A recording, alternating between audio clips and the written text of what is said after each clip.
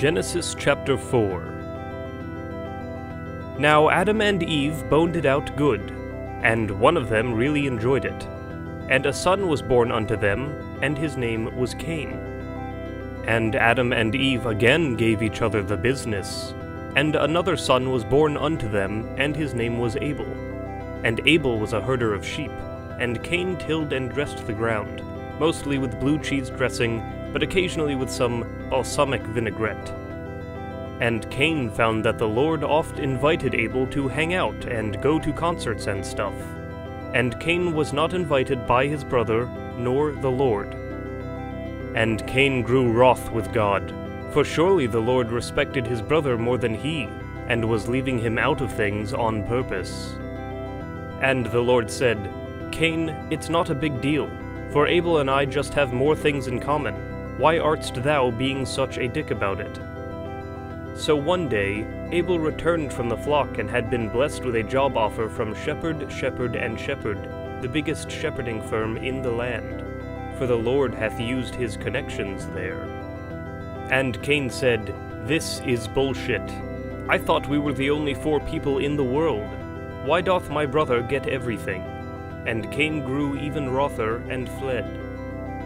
Then Abel came to Cain and said unto his brother, Why shan't thou be contented with thine lot? And Cain said, I do not have a lot, I have a little. And Cain grew wrothest of all and slew his brother. Now Cain did at once freak out and feared punishment from the Lord. So he called Patrick the Walrus and said, Dude, you gotta get over here. I fucked up, man. I fucked up real bad. And Patrick the Walrus said, Yo, chill out, my man. I'll be right over. Damn. And Patrick the Walrus came, and the two worked late into the night to bury Cain's brother. And Patrick the Walrus said, I ain't gonna lie. This is some fucked up shit you did. You gotta learn to cool it out. Damn. And Cain said, I know, Patrick, but none of us can be as cool as you. And Patrick the Walrus said, Shit, I know it. Ain't nobody as cool as me. Damn. And Patrick the Walrus let Cain dwell at his place as he hid from the Lord God.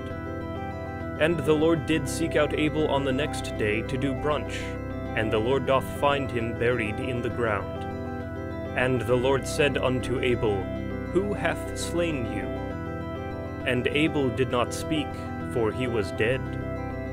And the Lord knew at once that Cain hath slain him, for Cain did accidentally leave his wallet inside the grave. And Cain was hiding from the Lord in Patrick the Walrus's party den, and the name of it was Tusk. And in that place was a party that had been raging on for decades, and it was filled with beasts of every nation and of every sort. And Cain was pleased and started letting loose for the first time in his life.